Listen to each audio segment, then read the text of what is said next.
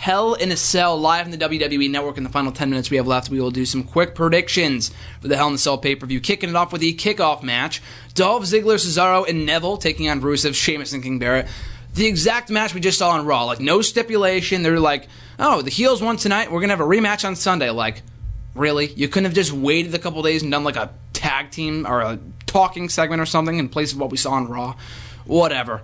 But yeah, that's what we're getting on the kickoff show. RJ, your pick? Go with the heels. Going with the heels. Rusev, Sheamus, and King Barrett. They've been winning a lot lately, and why kill their momentum to lose? Well, it's a kickoff match. It wouldn't really matter. But, you know what? I'll go with Rusev, Barrett, and Sheamus. They know they need a couple wins nowadays.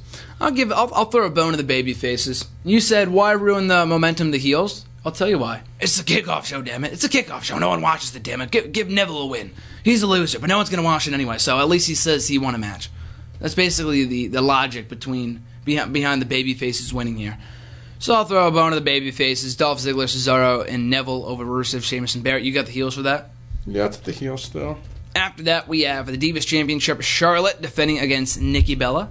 Charlotte still the Divas Champion. For the Intercontinental Championship, Kevin Owens versus Ryback. KO! Fight, Owens, fight. Easily. Fight, that should fight. be the most predictable one of the night. No way he's going to lose to Ryback. Feed me more. But He'll be feeding in the shuffle in a minute. I got Kevin Owens as well, still the Intercontinental Champion. For the tag team titles, The New Day defends against the Dudley Boys.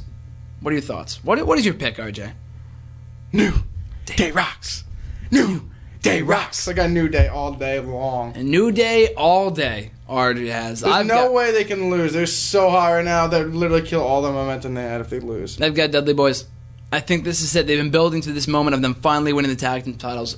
Preferably, I would keep the belts on them until TLC. Not just because we'll be there, cheap plug, but... The New Day or the Dudleys? New Day.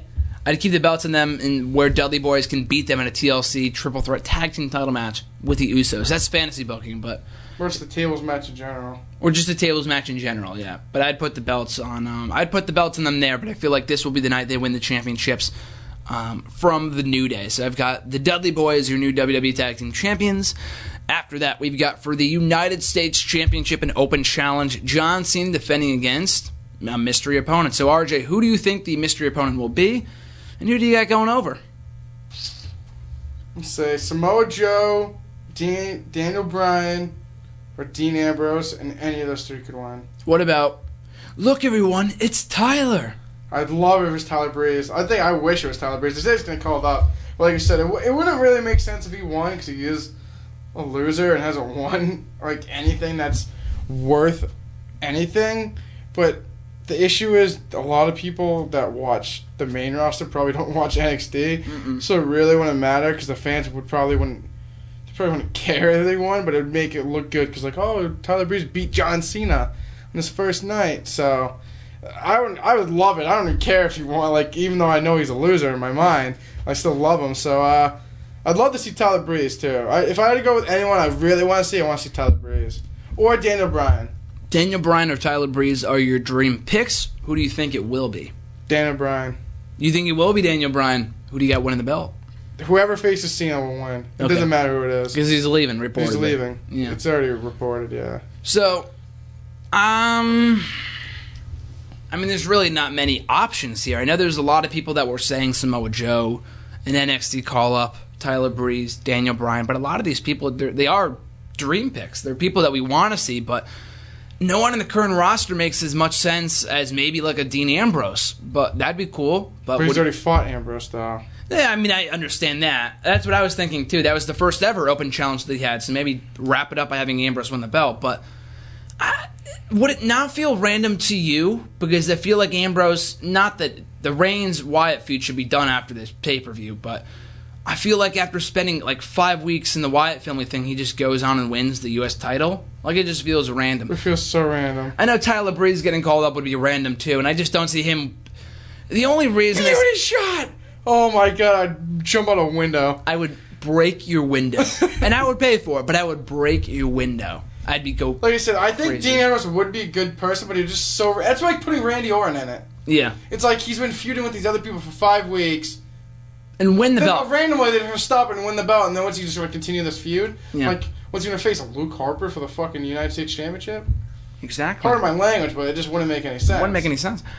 And I'm a lunatic Fringe fan all the way, but it doesn't make as much sense as a look, everyone, it's Tyler. But my argument is that, not even my argument, just my thought is that this guy's been booked like a loser in NXT.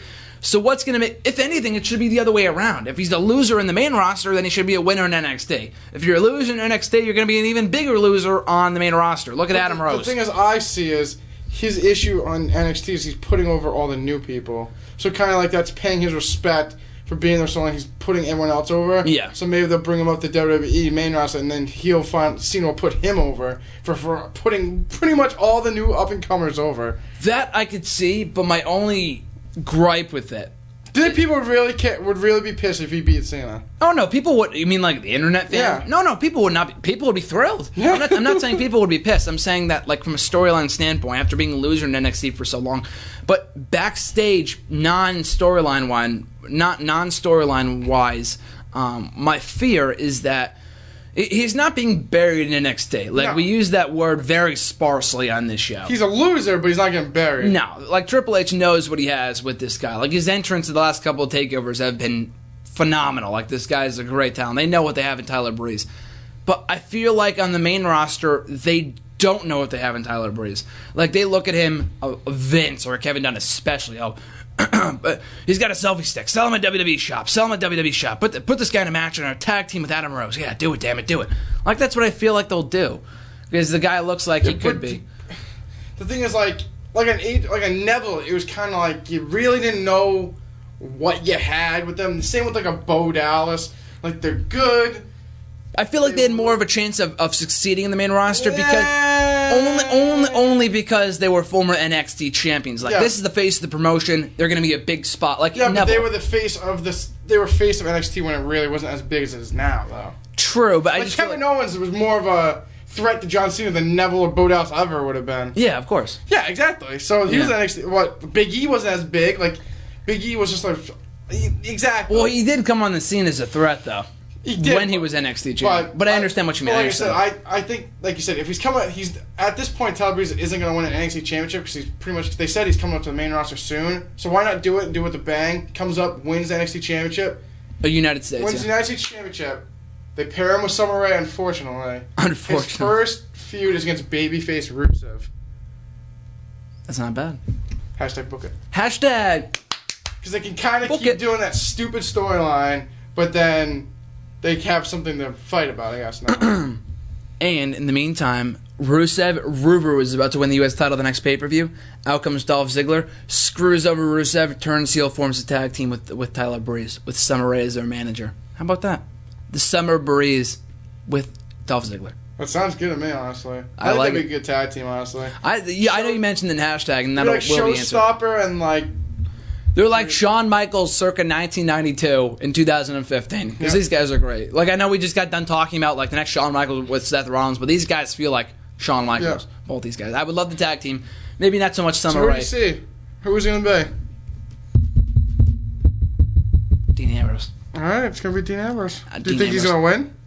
Yeah, I feel like whoever he faces is gonna. Like, I'm not gonna get pissed over. Like, if he won the belt, I'd be very happy. But just from a storyline standpoint, it would be awesome if we heard ooh ha, ooh ha, ooh ha. Out comes Samoa Joe.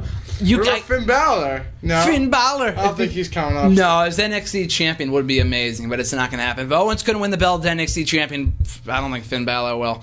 But I mean, Tyler, I'm calling it Tyler. Look, everyone, it's Tyler. If he comes out, or Joe. Look at my eyes. Oh my God, and Mark. If Breeze, Joe, or who was the other guy that you just said? Balor, Joe, or Breeze came out on Sunday when I'm at your place watching the show, would lose my shit. Get ready to block that window because I'm about to break it by jumping through it. Circa Shawn Michaels, 1992, people. So we get to our subsequent matches here on the show. We've got for Inside Hell in the Cell, The Undertaker versus Brock Lesnar. Oh, we'll get to that at the end, actually. We've got for the WWE World Heavyweight Championship, Seth Rollins versus Kane. Who do you got? Seth Rollins. Easy, no dispute. Seth Rollins. Can you do WWE? No, I'm just kidding. Seth Rollins still the champion. Roman Reigns versus Bray Wyatt. Roman Reigns, no doubt in my mind. No. That's the easiest match to predict. Even easier than KO and Ryback. Like I said earlier to you, Reigns has beaten him every time unless Wyatt has interference. They're not going to. So they pretty much depict Wyatt can't win without interference. Mm-mm. So why would he win if he didn't have interference? Unless he does. So exactly. Roman Reigns. Unless Becky Lynch comes out and attacks His sister Becky. And Reigns all the way. Reigns. I feel like it's going to be him and Rollins at Survivor Series. Main event. The $1 million question. The Undertaker versus Brock Lesnar. Who you want to win and who you think will win? Lesnar and Lesnar. You think so? Why do you think Lesnar will win? Because he needs to win more than Undertaker does. Both of them will be at WrestleMania, but Lesnar will be here more than Taker will be in the Lesnar needs it more, and Lesnar still hasn't lost. Technically. Hasn't technically lost yet. Yeah. Because technically he did tap out Undertaker at SummerSlam. So he didn't tap out, he passed out. So he technically didn't tap out either. And he technically won because he tapped out, but obviously the whole shenanigans. So I say Lesnar wins in a hellacious match, but he wins. Would be great. I'm not expecting it, but it would be great if it shadowed their 0-2 No Mercy Hell in the Cell match. No chance. Amazing match, blood. though.